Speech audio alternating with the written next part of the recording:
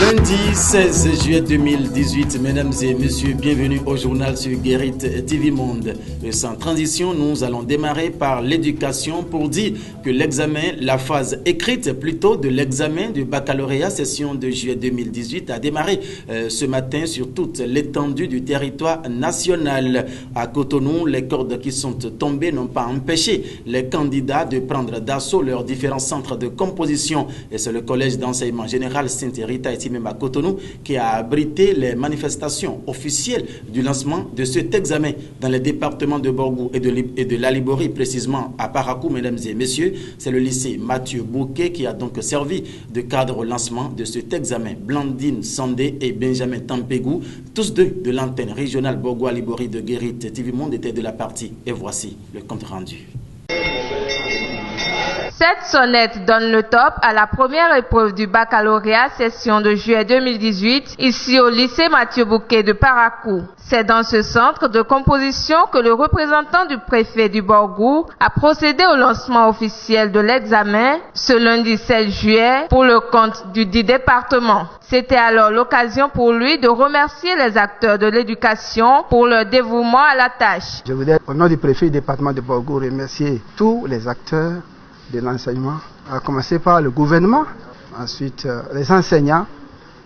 Je les remercie parce qu'ils ont mis les bouchées, n'est-ce pas, double pour pouvoir finir les programmes et proposer donc les épreuves pour cet examen-là. Plusieurs autres personnalités étaient aussi présentes à cette cérémonie. Le directeur départemental de l'enseignement secondaire, technique et de la formation professionnelle a quant à lui souhaité le meilleur pour son département. Au Borgou, je souhaiterais zéro fraude, zéro tentative de fraude, zéro tricherie. Nous voudrions des citoyens accomplis et vertueux pour promouvoir le développement du Bénin. Devenir ce type de citoyen est sûrement le rêve de chacun de ces candidats. Il ne leur reste plus qu'à donner le meilleur d'eux-mêmes pour parvenir à cette fin. Que la chance les accompagne. C'est donc parti pour environ 3 jours de composition pour les impétrants. La quête de ce premier diplôme universitaire, nous ne pouvons que leur souhaiter bonne chance. Autre élément dans ce journal, mesdames et messieurs, vous le savez bien, d'autant plus que moi, le 63e match de la Coupe du Monde Russie 2018 a donc lieu hier dimanche 15 juillet 2018. L'ambiance était donc au paroxysme dans presque toutes les villes du Bénin et quelques amoureux du cuiron rencontrés dans les départements de Borgou de l'Aliborie, précisément à Parakou, nous font part de leurs impressions suite à la victoire de la France. On les écoute. Au terme d'un match solide face à une Croatie très redoutée au départ, l'équipe de France est devenue championne pour une deuxième fois dans l'histoire de la Coupe du Monde. Les furies du foot de la cité des Kobourou, qui ont suivi de bout en bout le match face à leur petit écran, se réjouissent de cette victoire des Bleus. Tout le monde est content. Il faut aussi reconnaître les mérites de l'équipe croate, qui n'est pas une petite équipe, mais comme vous le savez, lorsque vous êtes destiné à réussir, les obstacles ne vous arrêtent pas. C'est ça qui fait que la Croatie n'a pas pu venir à bout de la France. Je ne peux être content. C'est vrai que j'ai cru au début, mais la tournure que le match a pris m'a donné assez de stress.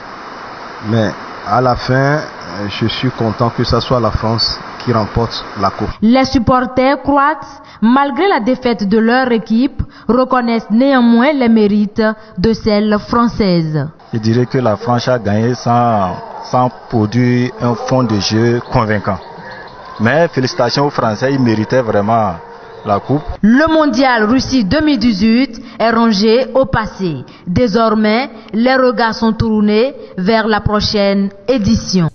L'actualité ces derniers jours est nourrie par la question du référendum en vue de l'amendement de la Constitution en République du Bénin. Et votre émission Instant T s'en est préoccupée aujourd'hui et nous vous invitons à suivre ici un extrait du décryptage de Elias Adeleke.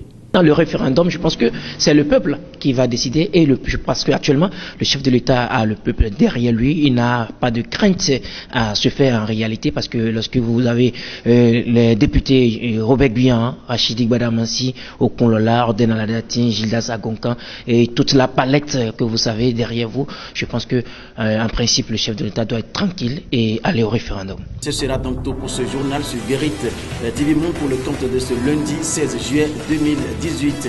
Bonne chance à tous les candidats et bon début de semaine à tout un chacun de nous. Merci. Au revoir.